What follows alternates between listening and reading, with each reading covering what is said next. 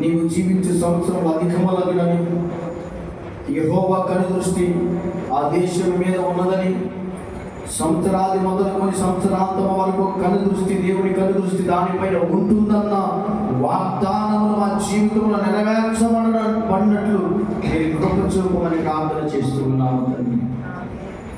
నీ కనుదృష్టి నిలబడాలంటే నాయన నీకు ఇష్టలుగా జీవించాలంటే కృప మాకు దయచేయండి. ఈ దిన ఆశీర్వాదముల చేత మమ్మల్ని మీరు దీవించండి, మీరు మహిమ పొందండి తండ్రి. ఇప్పుడున్న వీళ్ళందరినీ బట్టి నీకు వందనాలు చెల్లిస్తున్నాను.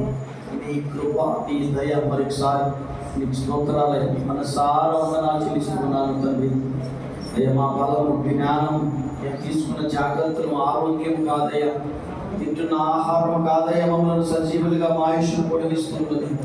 నీ కృపలో మమ్మల్ని జ్ఞాపకం చేసుకుని అయ్యా మా పరిస్థితులన్నీ ఎరిగి ఉండి నాయన మమ్మల్ని తప్పిస్తూ, రక్షిస్తూ, సంరక్షిస్తూ, పోషిస్తూ మాకు తోడుగా ఉండి కోటగా ఆధారమై ఉండి మమ్మల్ని ఆదుకున్న దేవుడు, స్వస్థపరిచిన దేవుడు నీకు స్తోత్రాలయ్యా.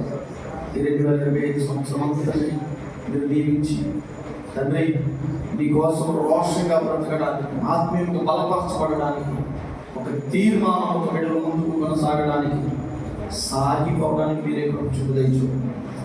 ఈ సన్నిధిని ఎవరు పోగొట్టుకోనుకుంటారు? అందరూ మహిమ మేఘము కిందకు రాగలగడానికి జ్ఞానము, బుద్ధిని మీరు అనుగ్రహించమని ప్రార్థన చేశాను అయ్యా. మరి ఇంటి రీతిగా ఆయన ఎన్నో సంవత్సరాలుగా మేము అనుకున్న రీతిగా ఈ సంవత్సరానికి ప్రభావ ఈ మందిరము నీ పనులని చక్కగా చేయించడానికి మీరు చూపి